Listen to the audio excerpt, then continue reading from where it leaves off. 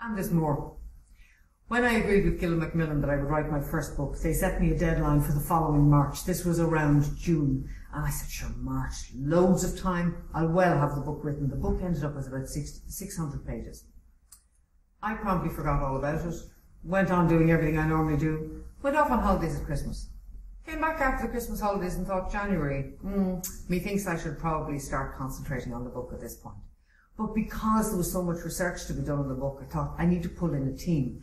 And I'm one of those people, I remember stories, but I don't remember what they happened. It could be 1840, it could be 1970, I have no idea. But I remember the story, I won't remember the statistics, I won't remember the dates. So I pulled in a friend of mine, Ita, and said to her, look, if I send you these stories that I want to include in the book, will you track them down and give me the right references and tell them when they happened? And she said, sure, no problem.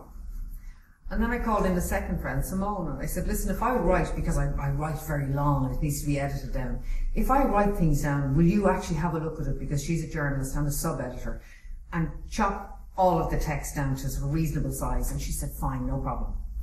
And when the three of us first held our conversation, our three-way conversation, they said, and when is the book due, by the way? And I said, oh, it's due back to Gillan Macmillan, finished in March. And they said, oh, this year? And I said, yep, about like 9 weeks or so to write this book.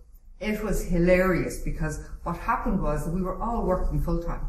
So we'd all finish up work and we'd come back at 7 o'clock in the evening and we'd start with this. Maybe by 9, you'd go, hi Ita, hi Simone, hi Ellen, what's the story? Are we doing this? Are we doing that? And we'd all start swapping things over and back. And by about 3 o'clock in the morning, it was kind of like the Waltons when they signed off. It was good night Jim Bob, good night Sue Ellen, good night Mary Jane, see you all tomorrow. And this went on for 9 solid weeks.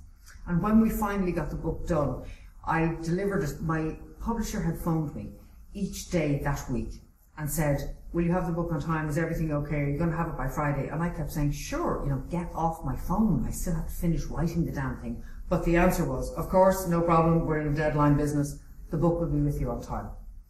The book was due at 5:15 on Friday evening. That was their deadline. And it arrived by courier, text, photographs, everything they needed at 5 o'clock that evening. The commissioning editor phoned me on Monday and she said, oh my God, I can't believe it. You got the book in on Friday evening. And I said, I keep telling you, I'm in a deadline business. I've never blown a deadline in my life. And she said, that's incredible, because this is an academic book and we're used to dealing with academics. And they run 3 months late, at a minimum. And I thought, you bad witch. We could have all been saying goodnight Jim Bob, Mary Ellen and Sue Pete much earlier had we known.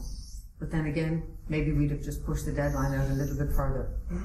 Moral of the story, no matter what happens, never blow the deadline. Until next time. So, if you'd like to see some more videos, subscribe to the channel, okay? Don't forget you can see loads more videos here, and you can join us on Facebook, Twitter, or the website, ellengunning.com. Keep in touch.